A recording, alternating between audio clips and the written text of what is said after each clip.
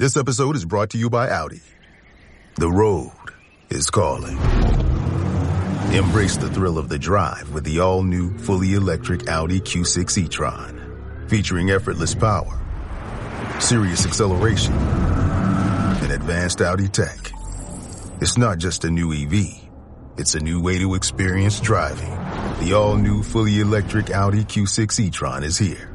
The next chapter of Audi starts now. This is More Money with economist Steve Moore. Now, Steve Moore.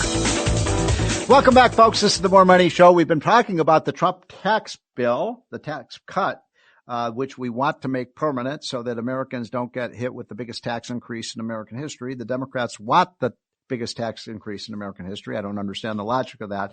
And I'm so pleased to welcome to the show a hero. One of my heroes, someone who did something great for our country this week, and someone who I greatly admire for her fiscal courage.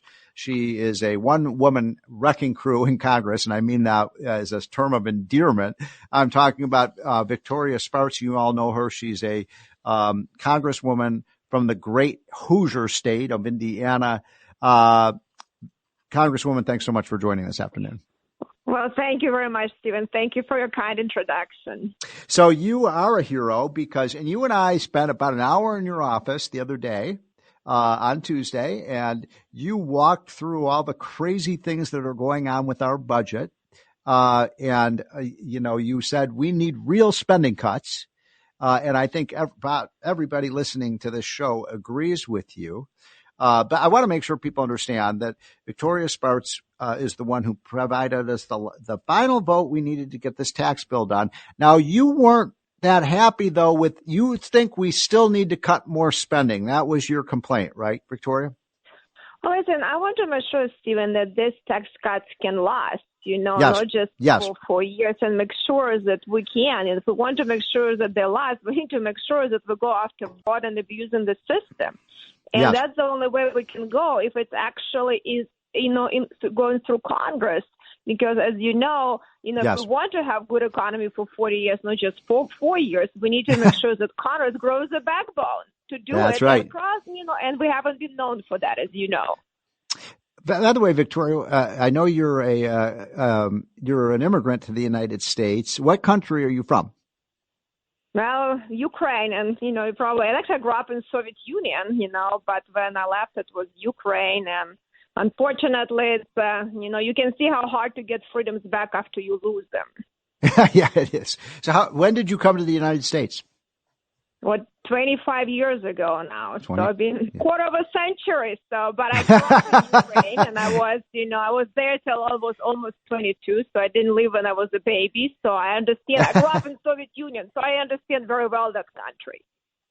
So if you don't mind, may I ask you what I know you strongly support your home country of Ukraine. What did you think of what happened in the White House yesterday?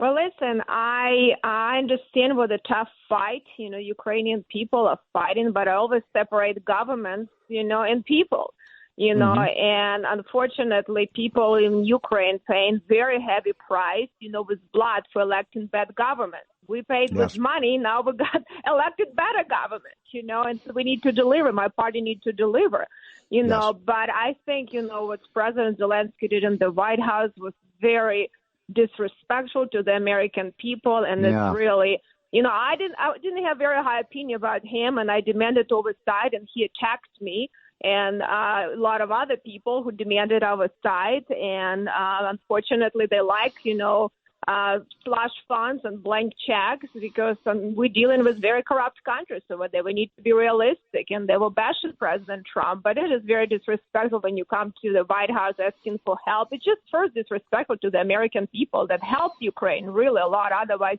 that war would have been lost. Yes. So how do you think this is going to turn out? I mean, Donald Trump is not too happy, obviously, with Zelensky. And I have to say, I think you just said it. I mean, American people felt a little bit insulted by that visit. How do you see this playing out?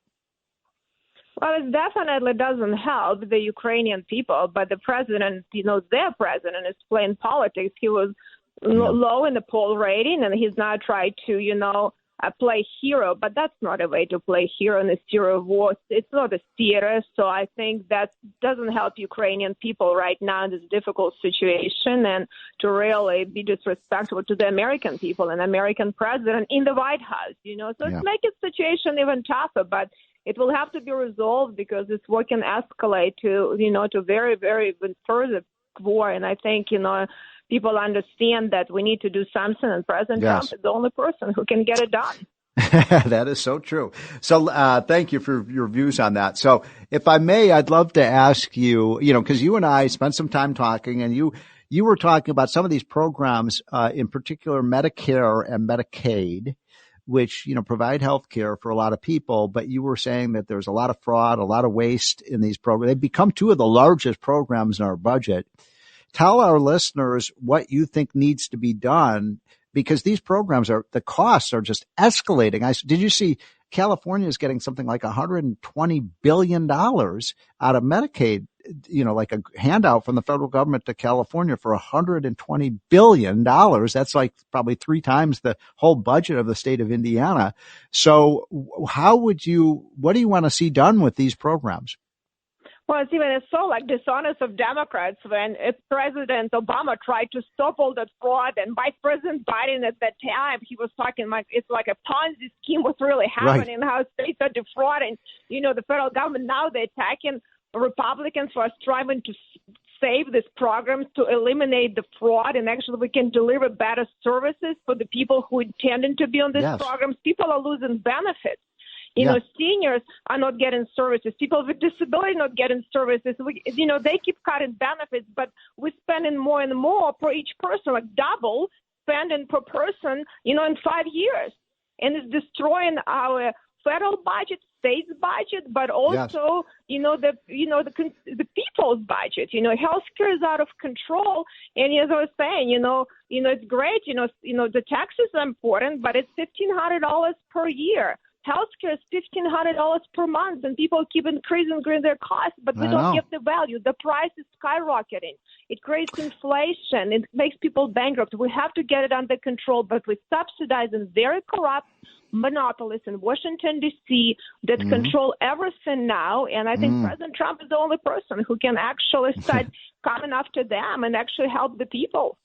The Long Island Boat and Fishing Show is back at the Nassau Coliseum, March 7th to 9th. Long Island's best boat and tackle dealers with huge savings on fishing boats, tackle, personal watercraft, and the latest electronics. This show has it all. Children will be entertained by Twiggy the water skiing squirrel. Enjoy free face painting, plus on Saturday and Sunday, the first 100 kids get a free life vest, free parking all weekend, and Friday free Heroes Day admission for military and first responders. Visit nyboatshows.com for details. Did you know that hunger affects thousands of our neighbors? Right here in Nassau and Suffolk counties, Long Island Cares, funded by the legendary Harry Chapin, is dedicated to changing that. They partner with nearly 400 agencies to provide food, education, and support those in need. Visit licares.org to see how you can help. Through donations, volunteerism, or corporate partnerships, your support is critical. Go to licares.org today and be part of the solution. No one should go hungry. That's licares.org. This episode is brought to you by Peacock. The new Peacock original documentary, Matthew Perry, A Hollywood Tragedy, dives deep into the beloved actor's rise to fame and his tragic death. 5 people, including Perry's personal assistant, 2 medical doctors, and an alleged Hollywood drug dealer known as the Ketamine Queen, were charged with conspiracy to illegally provide Perry with the ketamine. Explore the details of the case in this heartbreaking special, streaming now only on Peacock. Hey, it's Bill Simmons from the Bill Simmons Podcast here to tell you about Michelob Ultra Courtside. It's getting fans closer to the NBA with a chance to win prizes like courtside seats, a trip to All-Star Weekend, and much more. Check it out at MichelobUltra.com/courtside. Michelob Ultra Superior Access, Courtside 24-25 sweepstakes, no purchase necessary. Open to U.S. residents 21 and up. Begins on October 1st, 2024, ends July 1st, 2025. Multiple entry periods. Visit MichelobUltra.com/courtside for free entry deadlines, and official rules. Message and data rates may apply. Void where prohibited. Yeah, I agree with that. By the way, I'm talking to Victoria Spartz, the congresswoman from Indiana who provided the last vote for Donald Trump's historic tax cut and is a real hero to me and to so many millions of Americans. So, when you look at the Medicaid program, by the way, Congresswoman, I think a lot of people don't even know what Medicaid and Medicare. I mean, I think people know what Medicare is. That's a program that you pay into the system. I've been paying into Medicare with the tax for the last 45 years of my life. And then you get a government health care for all the money you paid in. But Medicaid, nobody pays into Medicaid. It's a welfare program. Right. And originally when it was, I was created, states was supposed to do match, and the states would try to get it under control. What's happened right now, since it sits in our automatic spending, which really 85% of spending we never looked, right? So the states now, colluded, in a lot of areas with large monopolies and pretty much money laundering money from the federal government because they changed. Yes. The match became much smaller under Obamacare. They can subsidize, create this, Vice President Biden called it a Ponzi scheme, and when they can create these fake taxes to do the match, so the states don't really have to pay, but they can direct payments directly from federal budget. That's right. Into coffers of hospitals and insurance. They make a ton of money on that.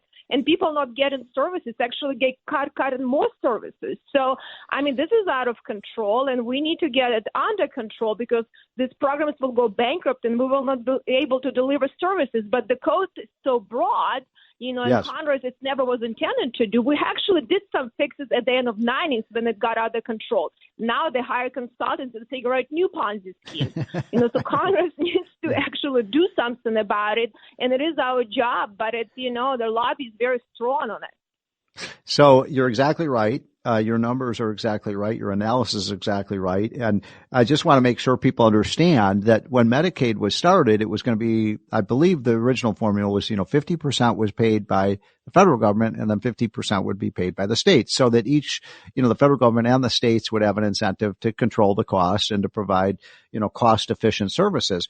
And what happened, I think it was under Obama, Congresswoman, where when we passed Obamacare, they allowed the match to go up to 90%. So in other words, the federal government would pay 90% and the states would only pay 10%. And what I'm seeing, and you tell me if you agree with me on this, I think there's some pretty good analysis shows that we're actually paying the states to waste money. Well, it's not even, it's much worse than that. So for people with disabilities that actually Medicaid was originally intended for, the match is still the same, depending, it's 50% floor, but some states a little bit, more that the federal government match, but it depends. But for people with disabilities that attended, the match stayed the same. For healthy, able-bodied adults, working adults, it's actually a higher match, and then they use it, so it made to 90%, and that 10%, a lot of them are able to, hospitals became very clever when they pay this fake tax to do the match so they can get more money from federal government.